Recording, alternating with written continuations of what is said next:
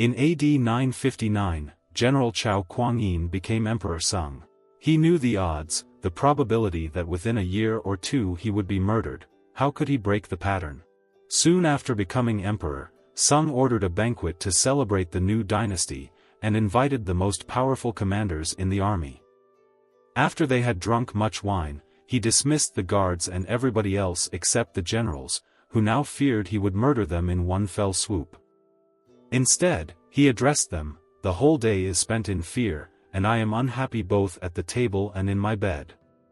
For which one of you does not dream of ascending the throne? I do not doubt your allegiance, but if by some chance your subordinates, seeking wealth and position, were to force the emperor's yellow robe upon you in turn, how could you refuse it?" Drunk and fearing for their lives, the generals proclaimed their innocence and their loyalty. But Sung had other ideas. The best way to pass one's days is in peaceful enjoyment of riches, and honor. If you are willing to give up your commands, ready to provide you with fine estates and beautiful dwellings where you may take your pleasure with singers and girls as your companions. The astonished generals realized that instead of a life of anxiety and struggle, Sung was offering them riches and security. The next day, all of the generals tendered their resignations, and they retired as nobles to the estates that Sung bestowed on them.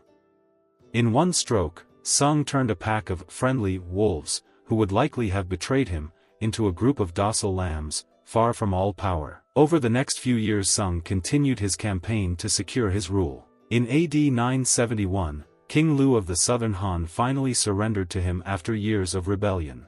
To Lu's astonishment, Sung gave him a rank in the imperial court and invited him to the palace to seal their newfound friendship with wine.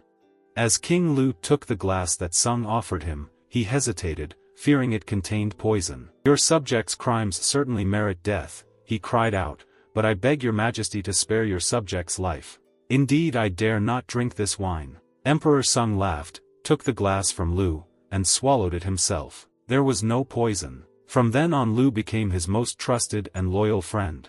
At the time, China had splintered into many smaller kingdoms. When Chen Shu, the king of one of these, was defeated, Sung's ministers advised the emperor to lock this rebel up. They presented documents proving that he was still conspiring to kill Sung. When Chen Shu came to visit the emperor, however, instead of locking him up, Sung honored him. He also gave him a package, which he told the former king to open when he was halfway home.